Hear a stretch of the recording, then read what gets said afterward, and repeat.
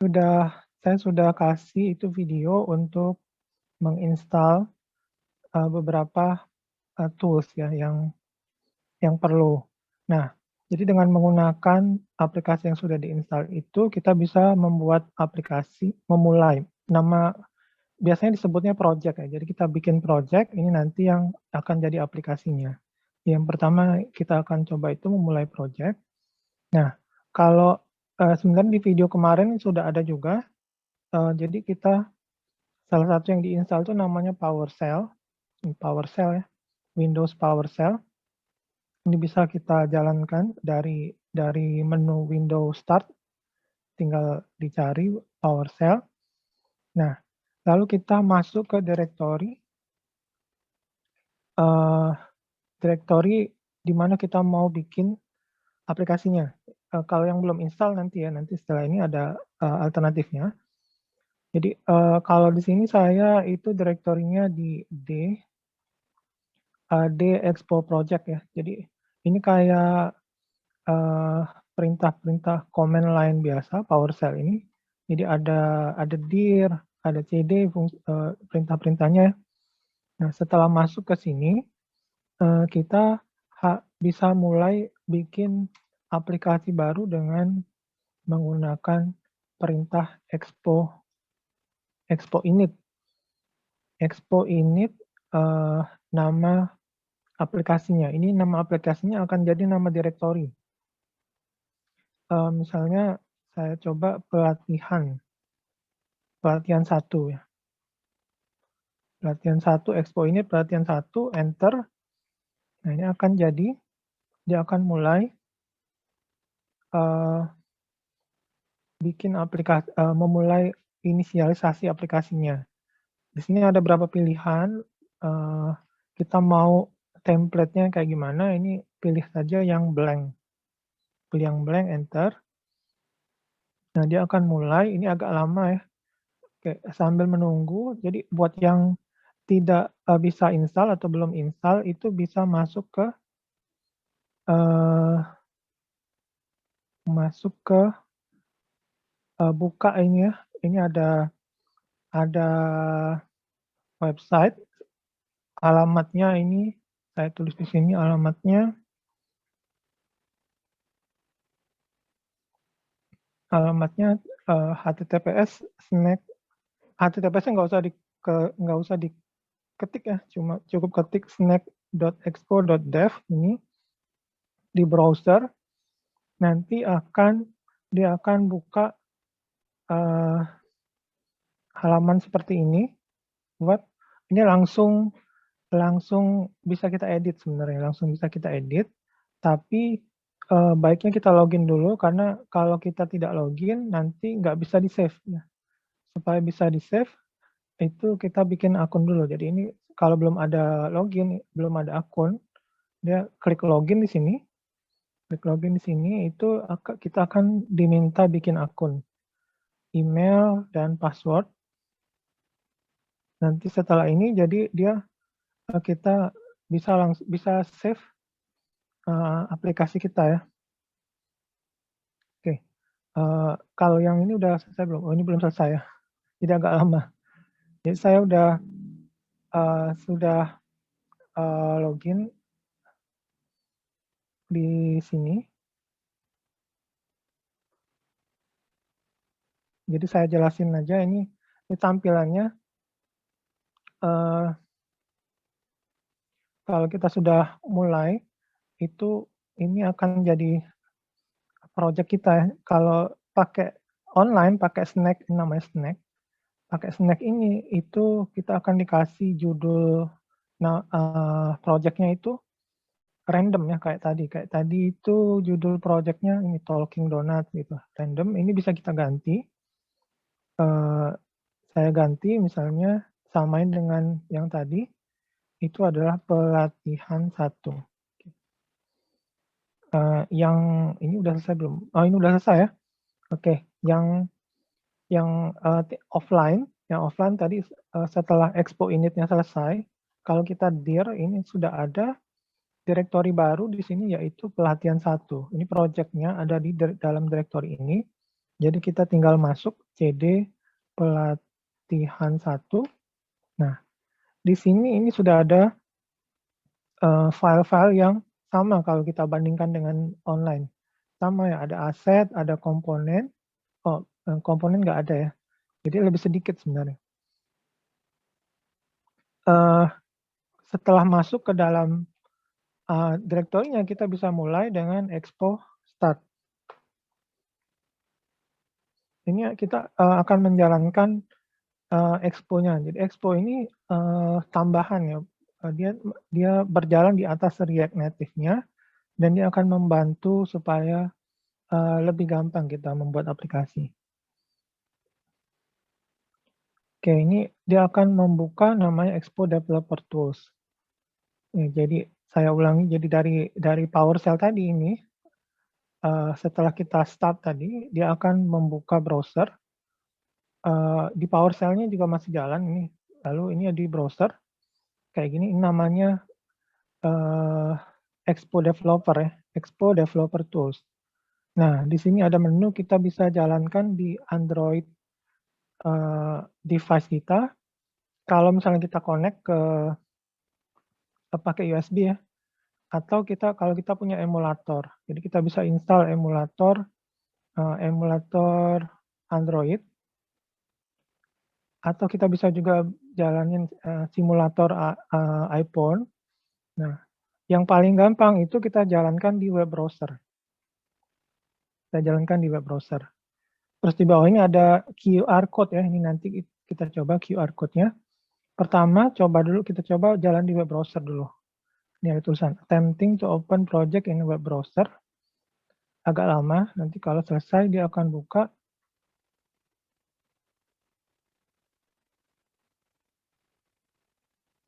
browser ya, di browser ya.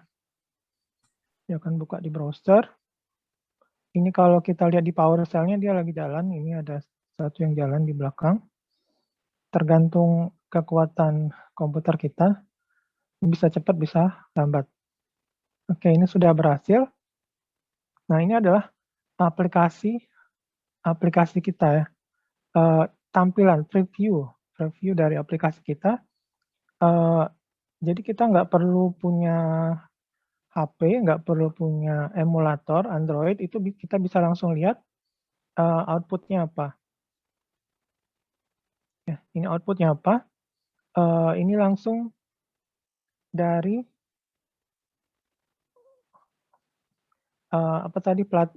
project kita ya. Kemudian setelah kita dapat ini tampilan ini, sekarang kita buka di Visual Studio Code. Ini ya Visual Studio Code, ini yang kemarin kita install juga, Visual Studio Code. Kita install dengan ada extension-nya. Ini saya lagi buka project lain, jadi kita ganti project-nya. Open folder, di sini open folder. Menu file, open folder. Kita ganti ke folder yang baru itu tadi pelatihan 1 ya. Pelatihan 1. Nah, ini adalah dia akan buka project kita. Project ini utamanya ada di ini app.js. Jadi utamanya itu kita klik ini, ini klik app.js. Ini adalah program utama kita. Dan program utama ini tampilannya langsung terlihat di browser ini. Jadi sini kan ada tulisannya open up app.js to start working on your app. Di sini sama kan, open up app.js to start working your app. Jadi ini beneran aplikasinya dan langsung ada terlihat keluarannya kayak gimana. Jadi misalnya ini kalau saya ganti teksnya ini pelatihan 1, lalu saya save. Save-nya itu bisa pakai biasanya Ctrl S, save. Ini output-nya langsung bisa terlihat di sini. Ya enak kalau kita mau bikin tampilan yang kompleks itu bisa langsung kelihatan kalau salah. Kalau misalnya kita mau naruh sesuatu di kanan atas, ternyata dia kurang kanan ya, bisa kita ubah sedikit lalu lihat hasilnya, ubah lagi lalu lihat hasilnya gitu tanpa perlu menunggu. Jadi kalau biasanya kalau pemrograman itu ada proses namanya building atau compiling gitu ya, dan itu makan waktu. Jadi biasanya kalau kita bikin aplikasi itu kita akan banyak habis waktu menunggu proses kompilasi atau building-nya selesai. Jadi kita ubah sesuatu lalu nunggu sampai hasilnya keluar. Terus kita mau edit lagi, masih ada yang kurang bagus, kita edit terus nunggu lagi gitu. Nah di sini kalau kita pakai Expo ini, pakai React Native ini, waktu menunggunya itu berkurang banyak karena dia cepat ya. Kita berubah apa-apa itu langsung terlihat, yang penting di-save. Yang penting di-save, dia langsung terlihat ya. Ini sebenarnya ada fitur auto save. Auto save dia akan save otomatisnya. Nah, sama halnya, jadi saya ganti-ganti, ini sekarang yang web ya, yang online. Yang online juga tampilannya agak berbeda karena kodenya juga berbeda. Jadi ini sama app.js. Di sini itu kalau kita ubah, itu langsung akan keluar sana. Kalau diubah, langsung tampil. Nah, kalau di web itu dia akan selalu auto save. Jadi kalau kita offline tadi, kita bisa memilih mau auto save atau tidak di sini. Ini. Tapi kalau online dia otomatis save ya. Otomatis save. Nah, jadi setelah kita pelajari gimana cara mengubah tampilan, cara membangun antarmuka atau tampilan dari programnya, kita bisa langsung coba dan bisa lihat.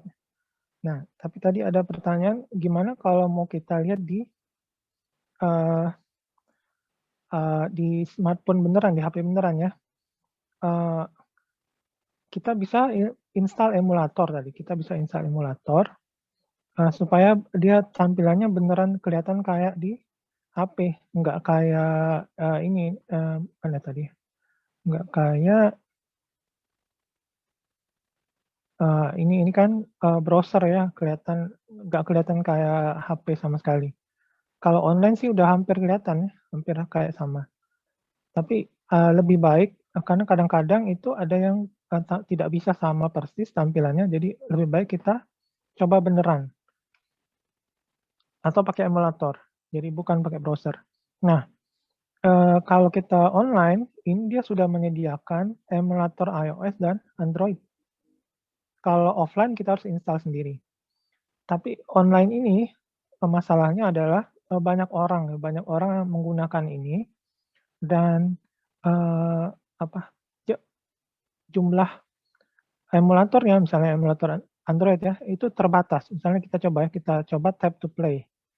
Tap to play, oh berhasil. Karena seringnya nggak berhasil. Kenapa nggak berhasil?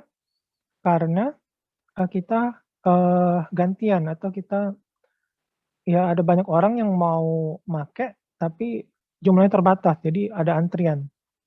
Ini kebetulan berhasil. Jadi kadang-kadang itu kita masuk antrian, ada tulisannya nanti. Misalnya ada 10 orang menunggu, jadi kita nggak bisa langsung. Dan ini agak lama loading-nya. Kalau emulator itu memang loading-nya pasti lama kan, namanya juga emulator ya. Jadi mengemulasikan hardware dengan software itu pasti jadinya jauh lebih lambat. Oke, jadi ini saya coba iOS saja, iOS, klik tap to play, berhasil juga. Jadi jam segini kayaknya kosong ya. Terakhir saya coba, saya nggak berhasil karena ya itu tadi rebutan antrian banyak orang lain yang mau menggunakan. Nah, selain kita bisa pakai emulator kalau online, kita bisa menggunakan HP kita langsung. Di sini ada QR code. Sama dengan kalau kita jalanin tadi pakai PowerShell itu, oh ini mana hilang QR code-nya di developer tools-nya aja. Ini developer tools-nya ini ada QR code ya. QR code ini bisa kita scan dari HP supaya kita bisa jalankan aplikasinya di HP. Jadi untuk menjalankan, aplikasi ini, kita harus install eee, gu di Google Play Store itu ada aplikasi namanya Expo ya.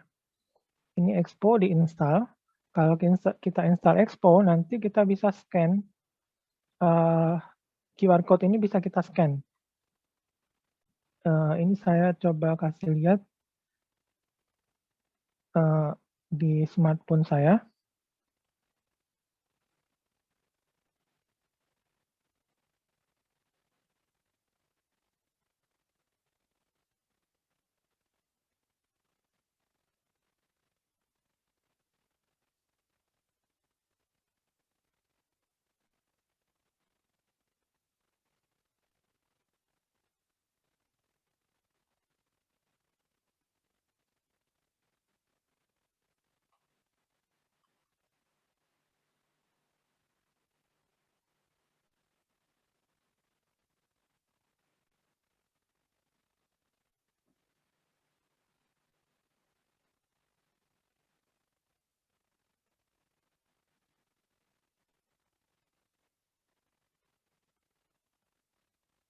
Nah ini, aplikasi untuk melihat tampilan yang ada di HP saya.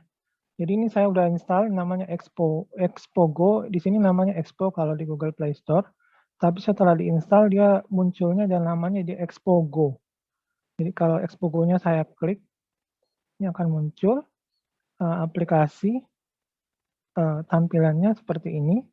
Nah di sini ada kita bisa pilih untuk scan QR code yang tadi, atau kalau kita sudah pernah, itu akan muncul di bawah. Di sini saya sudah pernah, membuka aplikasi sebelumnya, jadi di sini ada, recently open ya, yang terakhir dibuka. Sekarang kita mau scan QR code, klik ini ya, di aplikasinya, klik ini. Nah, ini akan muncul, kita bisa scan tadi, eee eee, tadi kita bisa scan, eee, apa namanya, aplikasi kita tadi, apa ya, eee, itu ada kotak sampah muncul terus. Oke. Nah, enggak, jangan yang ini atau yang ini aja ya? Oke, yang ini yang online ya, salah satu aja kita kita scan, tapi kalau yang online mungkin nanti lambat, karena lama. Saya yang offline aja, yang offline tadi ada di mana? Offline tadi, oh iya di sini ya.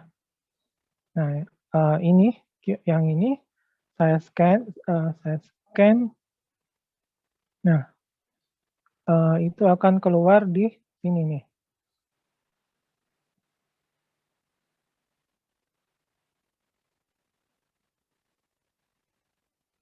Ini loading pertamanya agak lama. Jadi, apapun nanti yang kita,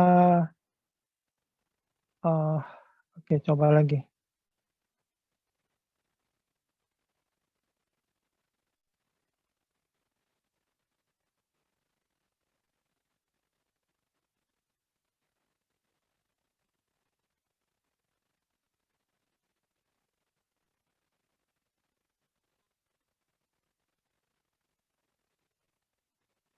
Ada masalah, masalah jaringan.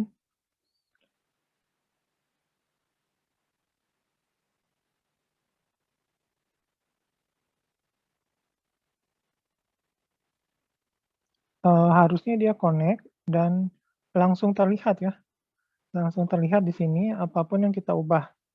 Tapi di sini saya nggak tahu kenapa gagal, eee, saya coba scan sekali lagi.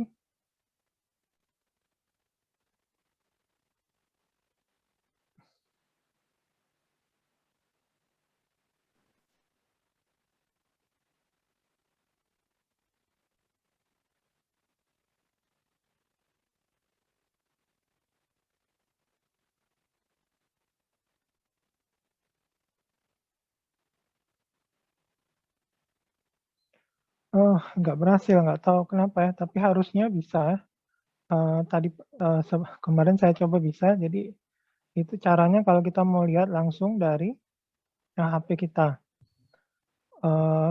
Karena gagal jadi atau saya coba yang online ya, yang online.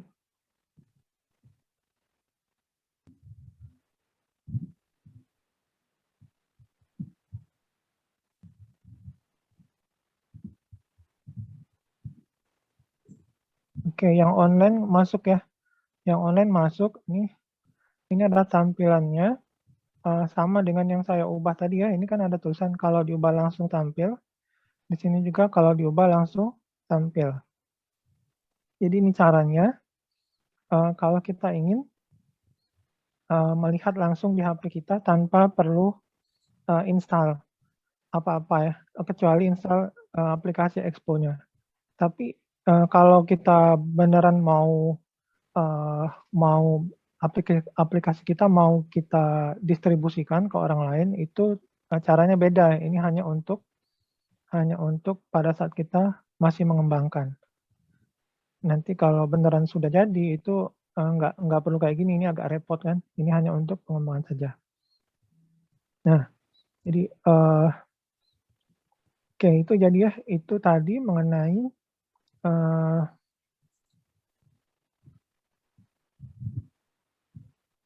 kita memulai project baru ya, kita mulai project baru. Nah, Pak Hadi, ya, maaf izin menyela sebentar. Gimana kalau langsung dicoba aja setiap peserta ikutin tahapannya? iya, oke, oke. Ada yang nggak Ya, sabaran kayaknya nih. Mau coba. oke, Penasaran jadi gitu. filter project Gatel tangan. mungkin bisa dilihat sendiri ya.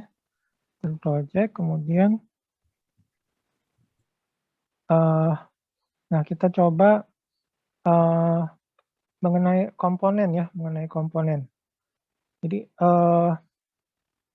ini kita lihat di web aja biar cepat. Ini yang web. Nah, jadi kan apapun yang kita edit di sini akan langsung tampil ya. Cuma sekarang pertanyaannya apa sih yang bisa kita bikin? Jadi di Android ini, di React Native ini tampilan sebuah aplikasi itu dibentuk dari komponen ya. Jadi ini makanya ada gambar kayak kotak-kotak gini. Jadi kita menyusun kotak-kotak ini menjadi sesuatu yang kita inginkan. Kotak-kotak ini adalah elemen komponen. Nah, komponen itu kalau di sini itu adalah view ya. Jadi kita bisa saya hapus dulu di sini. Saya hapus ini isinya supaya kita bisa lihat langsung perubahannya dan komponennya. Nah, kalau saya hapus, jadi kita nggak punya apa-apa. Ini error ya. Dia pengen ada sesuatu. Jadi, oke, kita tambahkan komponen yang paling dasar itu namanya view. Ini kita view. Jadi kalau ada yang mau mengikut itu ya dari yang online maupun yang offline itu sama. Tinggal dihapus ya isinya dari ini ada export default function app, ada return, lalu yang di dalam return-nya ini dihapus, diganti dengan view, ini jadi kosong. Karena view-nya nggak ada isinya. Oke, supaya kelihatan ada isinya kita tambahin teks ya. Kita tambahin teks.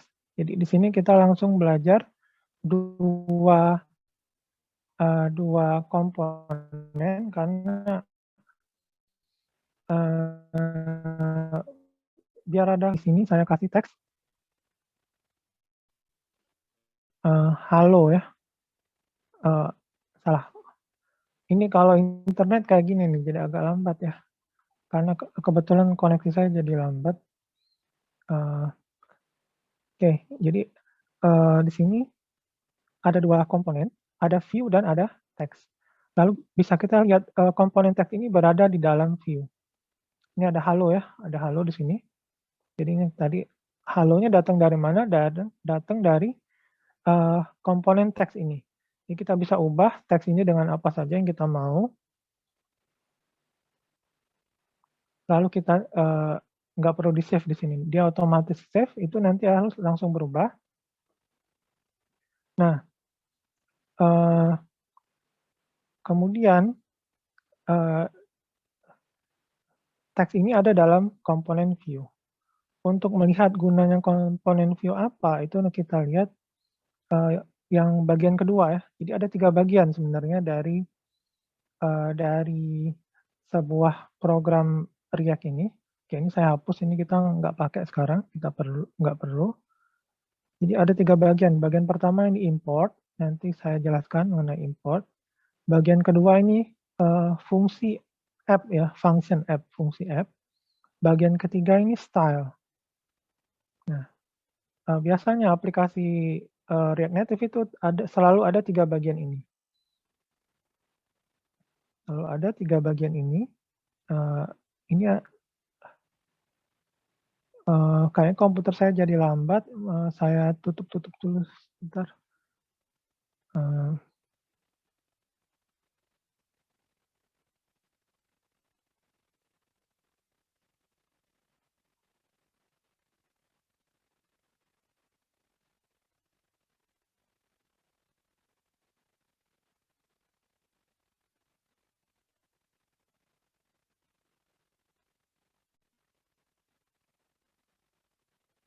Ya ini saya tutup ya, kayak terlalu banyak jalankan aplikasi, komputernya jadi lambat. Oke.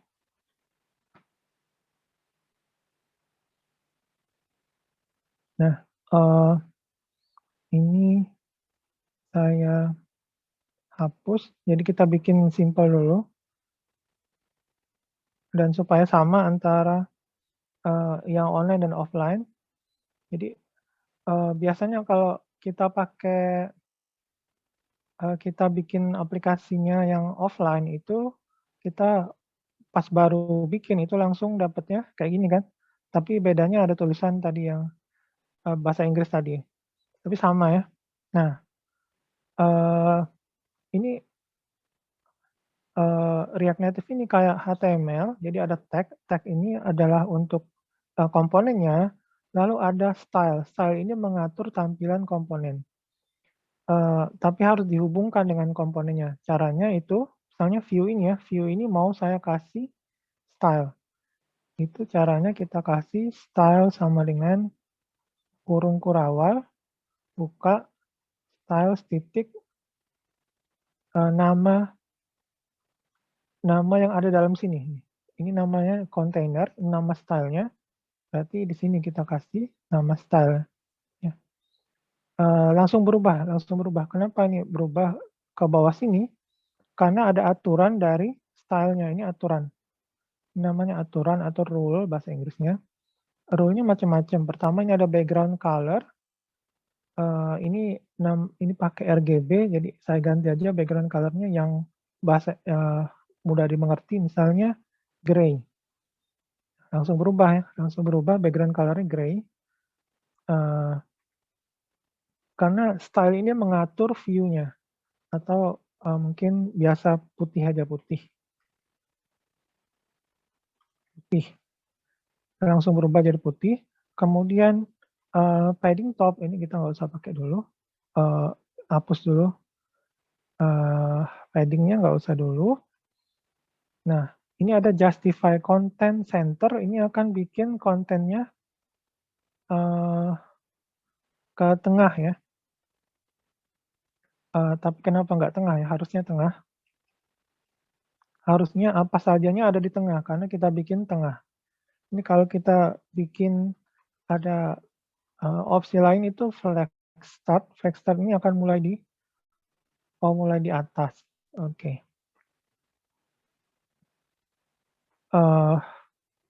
Jadi view ini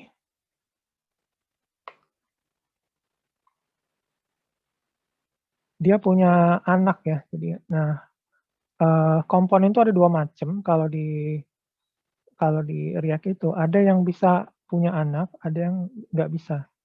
Jadi di sini komponen teks itu adalah anaknya dari komponen view.